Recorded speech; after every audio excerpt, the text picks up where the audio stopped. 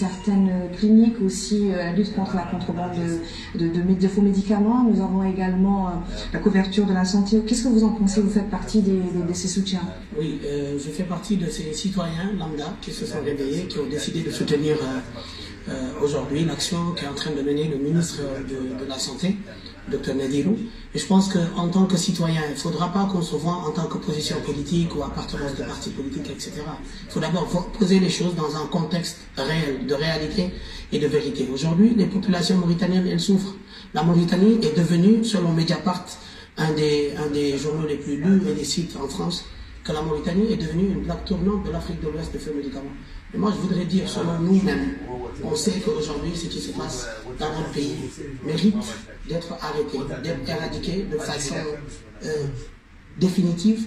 Et pour ce faire, parce qu'on a l'habitude que quand un ministre entreprend une action pour pouvoir aider les populations à préserver leur santé, on dit « Ah, ça ne va pas aboutir ». Ça, c'est dans la conscience générale.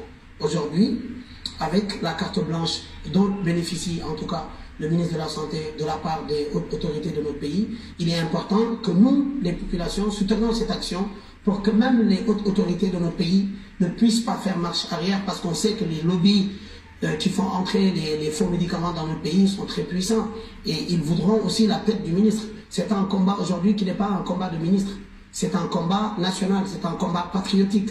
Et c'est dans cette lancée-là que nous avons décidé de soutenir ce qui se fait. Et vous pensez que ces réformes qu'a entrepris le ministère, le département de la Santé vont aboutir?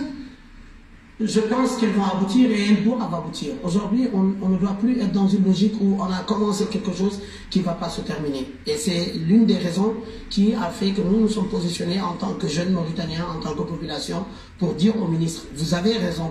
Ce que vous êtes en train de faire va dans l'intérêt de notre pays. C'est parce que ça va dans l'intérêt de notre pays qu'on le soutient. Si demain il faisait des choses qui n'allaient pas dans l'intérêt de la population, on va aussi le dénoncer. Il faudra que les Mauritaniens soient habitués à un nouveau type de combat. Quand c'est bien, les autorités font quelque chose de bien, il faudra dire que c'est bien. Quand elles font quelque chose de négatif, il faudra dire que c'est négatif pour que ça soit amélioré. Aujourd'hui, le ministre de la Santé, Dr Nadirou, est en train de faire quelque chose d'extraordinaire, parce que c'est nous qui en pâtissons. Ce sont les contrebandiers qui bénéficient de l'argent, mais il faudra rappeler qu'aujourd'hui en Mauritanie, 80% de la population mauritanienne n'a pas de couverture maladie. Alors, si aujourd'hui ce combat contre ces faux médicaments, ce combat contre ces pharmacies qui poussent comme des champignons en Mauritanie, ces cliniques privées qui ont été ouvertes, on ne sait comment, même si ce n'est pas par la corruption, il est temps que la Mauritanie soit dans le standard de la normalisation, en tout cas, de son secteur sanitaire.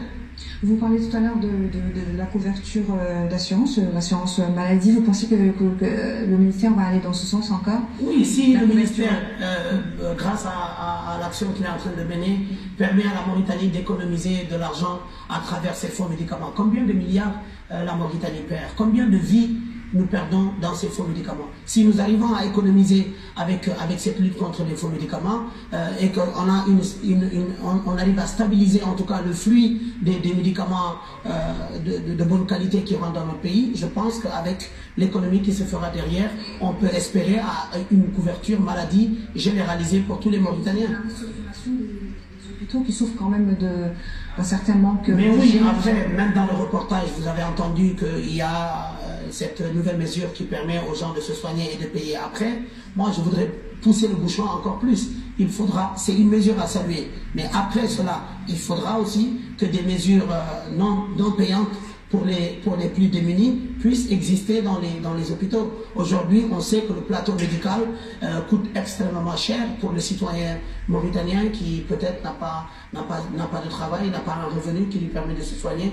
Ces gens-là aussi ne doivent pas être des oubliés de la République. Khali, on est dans ce sens, dans le sens des réformes du ministère, du ministre de la Santé. Quel appel faites-vous aujourd'hui aux citoyens, aussi au gouvernement, aussi aux contrebandiers? L'appel que je fais, je ne le ferai pas aux contrebandiers parce qu'ils ne vont jamais arrêter. Et de toutes les façons, ils ne s'inquiètent pas pour la santé de la population parce que c'est eux qui la détruisent. Mais l'appel que je ferai, je le fais au président de la République.